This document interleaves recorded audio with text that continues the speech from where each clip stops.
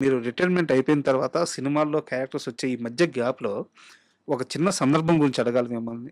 ఈ Khairatabad railway స్టేషన్‌తో association ఏంది మీకు? నేనుండేది ఖైరతాబాద్‌లోనే కదా సార్. ఆహా! ఎప్పుడు ఆ రైల్వే స్టేషన్‌లో ఎళ్లి కూర్చునేవాళ్ళంట.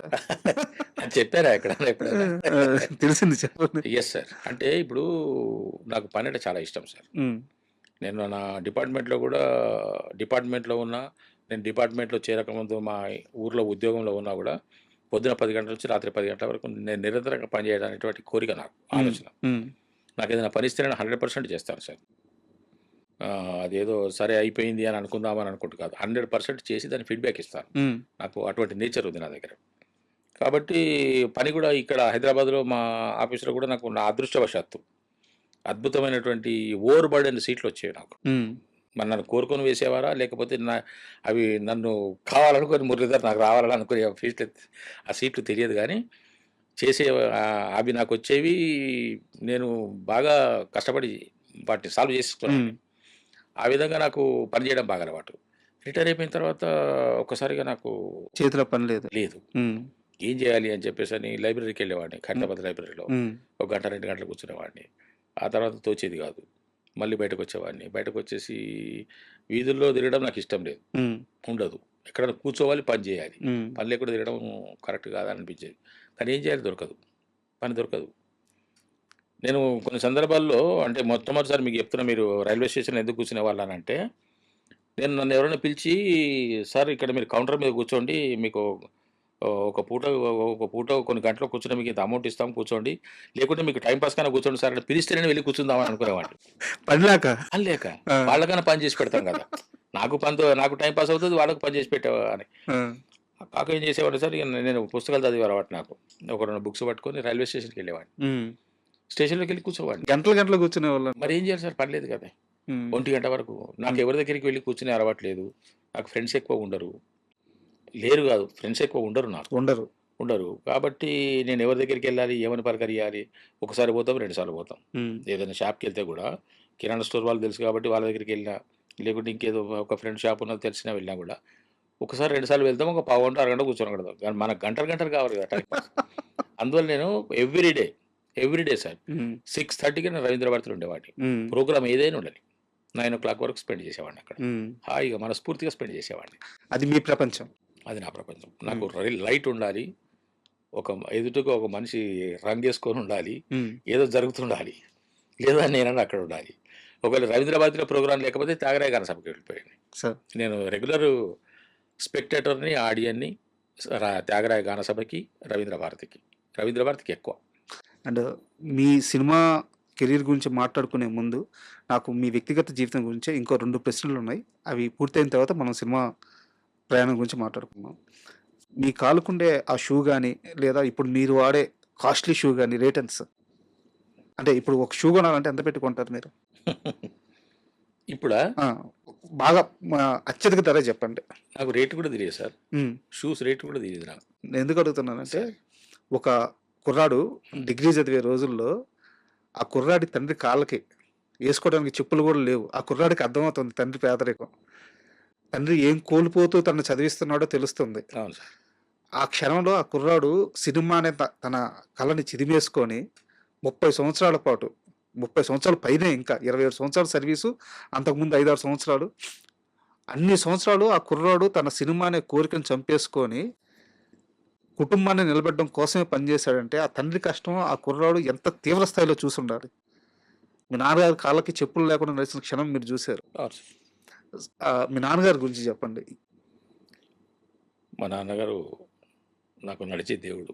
మా హ్మ్. అమ్మ, నాన్న. మా అమ్మగారి పేరు రాజమానెమ్మ. మా నాన్నగారి పేరు గౌరయ్య గౌడు. పేద కుటుంబం సార్. కానీ మంచి మనుషులు. హ్మ్. మనసున్న మనుషులు. మేము ఐదుగురం సంతానం. ఎక్కడ ఏ లోపము, ఏ లోటు జరగకుండా, ఏ రోజు మాకు ఇది కావాలి అంటే లేదు అనకుండా పెంచారు సార్.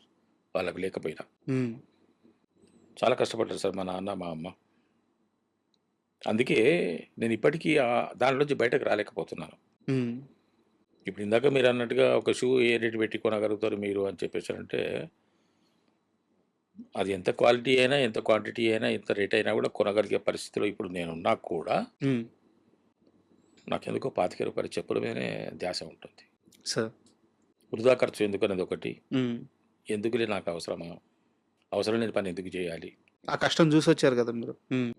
లగ్జరీ లైఫ్ అంటే నాకు ఇష్టం లేదు సార్ ఫస్ట్ ఆఫ్ హ్మ్. ఆల్. లగ్జరీ లైఫ్ అంటే నాకు ఇష్టం లేదు. ఆధునిక జీవితం కూడా నాకు ఆధునిక పోకడల మీద కూడా నాకు ఇష్టం లేదు. హ్మ్. ఎందుకంటే మనకు సంస్కృతి, మనకు ఆచారము, మన యొక్క సంస్కారము, మన యొక్క పద్ధతులు, మన యొక్క భాష ఇవి నాకు చాలా ఇష్టం.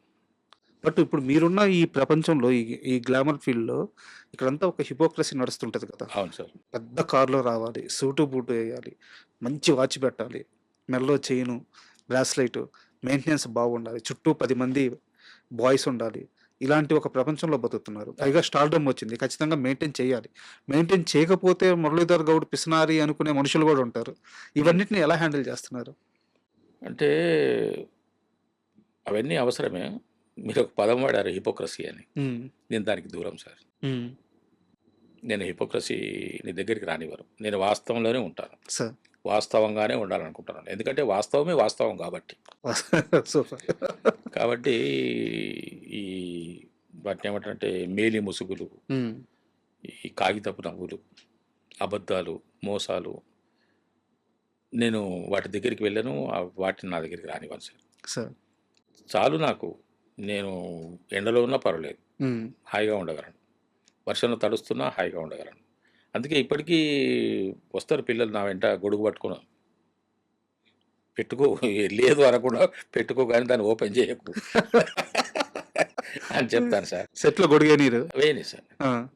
ఎవరైనా ఏమన్నా అనుకుంటే మీరన్నట్టుగా అదేంటి గొడుగు కూడా లేదా ఆయనకు అనుకోకుండా ఉండడం కోసం అని చెప్పేసి చేతిలో పట్టుకుంటాడు అంతే. ఆ! ఓపెన్ చేయొద్దు దాన్ని. అవసరం లేదు. ఎంత దూరమైనా నేను నడిచి ఎండలో వెళ్తా. ఆ! నేను వెళ్తాను సార్. అలాగే వెళ్తాను నేను. గొడుగు పట్టుకొనివ్వను నేను. ఇక ఏవో రకరకాలుగా మీరన్నట్టుగా ఇప్పుడు ఇవన్నీ అంగులు ఆర్భాటాలు చేయాల్సిన అవన్నీ నేను చెయ్యను సార్. హ్మ్. చెయ్యాలి. సామాన్యంగా చెయ్యాలి. చెయ్యాలి. కానీ నాకు వద్దనిపిస్తుంది. కారు కొనలేదా? లేదండి. కొనను కూడా. కొనను గూడా. ఎందుకంటే సార్ కారు కొనకపోవడానికి కారణం ఏంటంటే పార్కింగ్ ప్రాబ్లమ్ ఒకటి. ఓకే. ఇంట్లో పార్కింగ్ ఉంటదనుకోండి. మనం ఎక్కడున్నా కూడా ఇంత పార్కింగ్ ఉంటుంది. బయట పార్కింగ్ ప్రాబ్లమ్ ఒకటి. డ్రైవర్ల ప్రాబ్లమ్ ఒకటి. హ్మ్. ఈ ట్రాఫిక్ చలాన్ల ప్రాబ్లమ్ ఒకటి. వీటికి భయపడని కాదు గానీ, ఎందుకు ఇంత రిస్కు? సపోజ్ మనకి ఎక్కడికైనా వెళ్ళాలనుకుంటే బుక్ చేసుకుంటే 2 నిమిషాల్లో వస్తది. హ్మ్. 5 నిమిషాల్లో వస్తది. నేను దాని వైపు వెళ్తా. తెలుసా మీరు కారు కొనలేదని తెలుసు. తెలిసే అడిగాను నేను. దాని వైపు వెళ్తాను ఆ! సార్. అంతే తప్ప కారు కొనకూడదని గానీ, పిసినారితనం గానీ కాదు. ఇప్పుడు అనవసరంగా నేను ఏది అనవసరమైన పని చేయను సార్ నా వరకు నేను. సార్. అవసరం అనుకుంటే తప్పకుండా చేద్దాం. దానికి ఎంత ఖర్చయినా ఏ విధంగానైనా వెళ్దాం. హ్మ్. కానీ అనవసరమైనటువంటి పని అవసరంగా చేయకూడదు. ఇప్పుడు మీకంత అవసరం లేదు అని మీరు భావిస్తున్నారు. అంతే సార్. హ్మ్. అవసరం అనుకుంటే కొనుక్కుందాం. హ్మ్. ఎందుకు సార్ ఇప్పుడు జీరో ఇన్వెస్ట్‌మెంట్‌తోనే డబ్బులు మన దగ్గర డబ్బులుండాల్సిన పనే లేదు. ఇప్పుడు జీరో ఇన్వెస్ట్‌మెంట్ దాకా ఎందుకు సార్? ఈరోజు మీరు దలుచుకుంటే గట్టిగా 10 రోజులు షూట్ చేస్తే కారొచ్చేస్తది. అనుకుందాము. ఆ! కానీ నాకు అవసరం లేదని నాకనిపిస్తుంది. ఆ! కదా! సార్. అయితే ఇది ఒక ఉదాహరణ. అంటే మీరు కొన్ని విషయాలు నేను చెప్పకూడదు అనుకున్నాను సార్. ఎందుకంటే నా వ్యక్తిగత జీవితం గురించి, నా యొక్క లైఫ్ స్టైల్ గురించి, నా యొక్క సహజ సిద్ధమైన నా స్వభావం గురించి, నా లక్షణాల గురించి చెబితే హ్మ్, బాగుంటుందని ఒక్కోసారి అనిపిస్తుంది.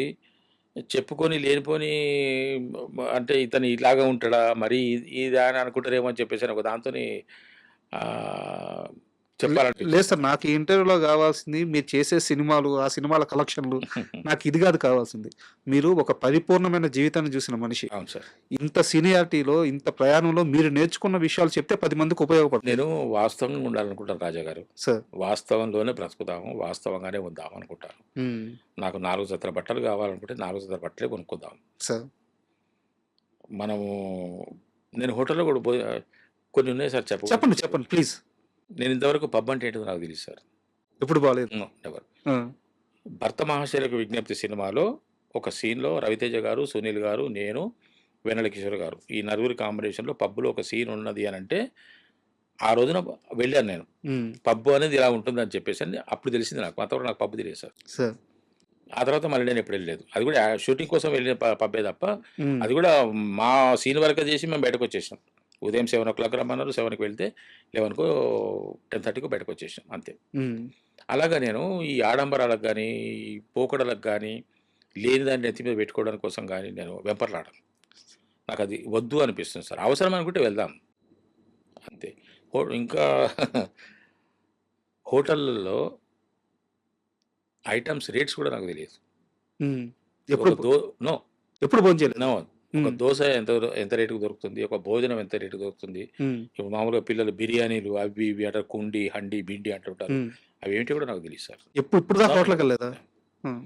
వెళ్ళలేదు సార్. అందుకే ఎవరైనా హోటల్కి వెళ్దామంటే నాకు భయం వేస్తుంది.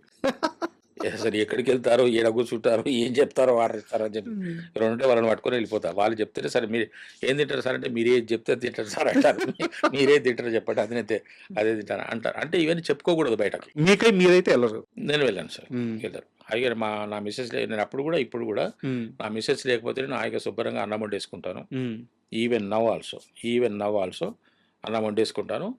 కర్రీస్ ఫోన్ చేస్తే మా హోటల్‌లో ఒకతను మా ఫ్రెండ్ ఉన్నాడు. పంపిస్తాడు కర్రీస్. సార్.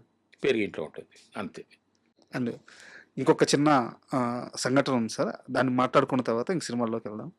ఆహ్, ఒక ఒకానొక సమయంలో రూ. 10 అప్పు కోసం ఇంట్లో రూ. 10 కూడా లేని పరిస్థితి. ఆ రూ. 10 అప్పు కోసం తెలిసిన బంధువుల ఇంటికెళ్ళి అప్పు అడగాలా వద్దా? అడగాలా వద్దని వాళ్ళ కాంపౌండ్ బయట నిలబడిపోయిన క్షణం ఉందంట. ఉంది సార్. ఉంది సార్. అదే కాంపౌండ్‌లోకి రేలంగి వెంకటరామయ్య గారొచ్చారు. అవునా? ఆ! నేను మొట్టమొదటి సినిమా నటుడిని చూశానంటే రేలంగి వెంకటరామయ్య గారిని. సార్. అది 1963, 64 ప్రాంతంలో హ్మ్. సిద్దిపేటలో. హ్మ్. నేను నా వయసు అప్పుడు 7 8 ఉంటుంది. హ్మ్. నేను మొట్టమొదటి నటుడిని చూసింది రేలంగి వెంకటరామయ్య గారిని. నీలం గారు. ఆ కాంపౌండ్‌లోకి, ఆ బంగ్లాలోకి హ్మ్. అంటే ఆ బంగ్లా మా బంధువులది. ఓకే. బంధువులంటే బంధువులని కూడా కాదు చెప్పుకోవడానికి. హ్మ్. మా కులస్తులది. హ్మ్. కాకపోతే మేమంటే వాళ్ళకి ప్రత్యేకమైన అభిమానం అని నేను చెప్పుకుంటాను సార్. హ్మ్. మా అమ్మన్న, మా నాయనన్న వాళ్ళకి చాలా ఇష్టం. సార్. వాళ్ళు అప్పటికే లక్షాధికారులు. హ్మ్. ఆ ఇంటికెళ్ళి రూ. 10 అడగాలా వద్దని హ్మ్. భయపడుతూ హ్మ్. ముందు గేట్ అవును. ముందు అవును. ఆగిపోయారు. అవును. హ్మ్. గేట్ కూడా కాదు. పెద్ద అదే గేటే ఉండేది. పెద్ద గేట్ ఉండేది సార్. హ్మ్. పెద్ద గేటు వాళ్ళు చాలా పెద్ద ఇల్లు సార్. చాలా పెద్ద ఇల్లు. సార్.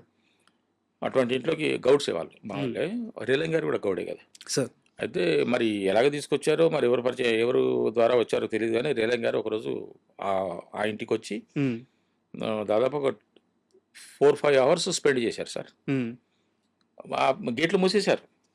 గేట్లు మూసేశారు. క్రమశిక్షణ అనేది ఉండేది కాదు సార్. ఇప్పుడు వేరే వాళ్ళ ఇంటికి మనం ఎట్లా వెళ్తాం? సార్. ఇప్పుడంటే ఎక్కడికంటే అక్కడికి ఎవరంటే వాళ్ళు చొచ్చుకొని పోతున్నారు. ఇళ్ళలోకి పోతున్నారు, బెడ్‌రూమ్‌లలోకి పోతున్నారు గానీ, అప్పుడు ఒక క్రమశిక్షణ, ఒక కట్టుబాటు, ఒక మాట అనేది ఉండేది కాబట్టి అంతే. 62, 63లో గేట్ మూసేశారు అంటే ఇంకా దాన్ని అతిక్రమించేది లేదు. హ్మ్. గేట్ బయట నుంచే దాదాపు వందలాది మంది. సార్. నేను దూరి నేను మొత్తానికి వాటి చువ్వల వరకు వెళ్ళాను నేను. హ్మ్. చువ్వల వరకు వెళ్తే రేలంగి గారు ఈ పక్క భోంచేసినట్టున్నారు. ఈ రూమ్ ఈ పక్క నుంచి వచ్చి అలాగ వెళ్ళి ఇంకో రూమ్‌లోకెళ్ళిపోయారు. హ్మ్. అదే మేమందరం చూసింది రేలంగి గారిని. ఆయన మాకిచ్చిన దర్శనం అంతవరకే. మీరు ఫస్ట్ టైమ్ ఒక సినిమా స్టార్‌ని చూడడం. చూసిందదే. ఆ! అదే. ఆ! ఆ ఇంట్లోనే వాళ్ళు మాకు తెలిసిన బంధువులు. సార్. అంటే అప్పుడంటే గేట్లు మూసేశారు గానీ, మిగతా అప్పుడు మేము చొరవగా వెళ్ళేవాళ్ళమే. హ్మ్. కాకపోతే ఎంత చొరవగా వెళ్ళినా గూడా లోపలికి వెళ్ళింది తక్కువ. హ్మ్. హ్మ్. మెట్ల వరకు వెళ్ళేవాడిని సార్. మా ఫ్రెండ్ ఉండేవాడు సార్ వాళ్ళ ఇంట్లో. సార్. మాకు బంధువులే కాకుండా మా ఇద్దరు వాళ్ళ ఇంట్లో నాకు క్లాస్‌మేట్స్. దోస్త్ గూడా ఉండేవాడు. క్లాస్‌మేట్స్. హ్మ్. క్లాస్‌మేట్సే. హ్మ్. క్లాస్‌మేట్స్. చిన్నప్పటి నుంచి క్లాస్‌మేట్సే మేము. హెచ్ఎస్‌సీ వరకు, డిగ్రీ వరకు క్లాస్‌మేట్సే. సార్. అయినా ఏనాడు అంటే అంత వాళ్ళు పెద్ద నా దృష్టిలో వాళ్ళని మనం రీచ్ అవ్వడం కష్టం. హ్మ్. రీచ్ అవ్వలేం మనం కాబట్టి మన స్థాయి ఇంతే, మన పరిస్థితి ఇంతే, మనం ఇక్కడే ఉండాలి అనే దాని మీద ఉండేవాడిని. హ్మ్. లోపలికి రారా అని వాళ్ళు పిలిస్తే కూడా నేను వెళ్ళేవాడిని కాదు సార్. భయమేసేది. హ్మ్. అంటే మా ఇదేమో ఇల్లు చిన్న ఇల్లు. ఓ 2, 3 గదుల ఇల్లు. అది అద్దె ఇల్లు సిద్దిపేటలో. వాళ్ళ ఇంటికెళ్తే విశాలమైన భవనము. ఒక్కొక్క పోలే ఇంత పెద్దగుండేది సార్. ఆ పోల్‌కు వాళ్ళు ఏం పెయింట్ ఏయించేవాళ్ళో తెలీదు గానీ, ఇట్లా ముట్టుకుంటే జారిపోయేది సార్. సార్. అంత నున్నగుండేది. ఆ రంగులు, బంగళా యొక్క వైభవం, ఆ మెట్లు ఇది చాలా నాకు అద్భుతంగా అనిపించేది. జీవితంలో ఎప్పటికైనా ఇటువంటి బంగళా ఒకటి చూసుకోవాలి అని అనుకునేవాడిని. కోరికలుంటాయి కదా సార్! లేనప్పుడు మనకు కోరికలు కలుగుతాయి. ఇటుపక్క విశాలమైనటువంటి ఒక ఆవరణ, ఓ పక్కన చేదబావి, హ్మ్. ఆ ఇల్లు, ఆ వాతావరణం, పెద్ద ఇది ఓ 2, 3 కార్లు పట్టేంత గ్యారేజ్ అప్పటికే చాలా పెద్దది కదా సార్ 1962లో. మరి కట్టుకున్నారా? మీ స్థాయిలో ఆ! మీకు సరిపోయేంత ఇల్లు ఎక్కడ కట్టుకున్నారా? సార్? సొంత ఇల్లు లేదా? మా ఆ! ఊర్లో ఉంది. ఊర్లో మా ఉంది. ఊర్లో మా పాతిల్లు, మా పెంకుటిల్లు ఉంది. హ్మ్. దాన్ని అట్లాగే ఉంచాను అలాగే. హ్మ్. మా అమ్మగారు ఒకసారి రూ. 10 అవ్వ అనేవాళ్ళం మేము. హ్మ్. ఆ ఇంటి యజమానురాలిని. ఆవిడ పేరు లింగవ్వ. హ్మ్. హ్మ్. మమ్మల్ని బాగా ఇష్టపడేది. మా కుటుంబాన్నే ఇష్టపడేది. సార్. ముఖ్యంగా ఎందుకో మరి నా మీద కొంతమందికి ఒక రకమైనటువంటి ప్రేమ ఉండేది సార్. హ్మ్. వీడు, వీడు, వీడు ఏదో అవుతాడు. వీడు బాగా తెలివిగలవాడు అని వాళ్ళు అనుకునేవాళ్ళు. ఒకరికొకరు ముచ్చరించుకునేవాళ్ళు. ఎందుకు సార్ వాళ్ళ కుటుంబంలోంచి ఒక అమ్మాయిని నాకు ఇద్దామని అనుకున్నారు. హ్మ్. ఇస్తే బాగుంటుంది అని అనుకున్నారు. ఒకే ఒక్క కారణం చేత వద్దనుకున్నారు. సార్. ఏంది కారణం అది? వాడు ఏం పోషిస్తాడు దాన్ని?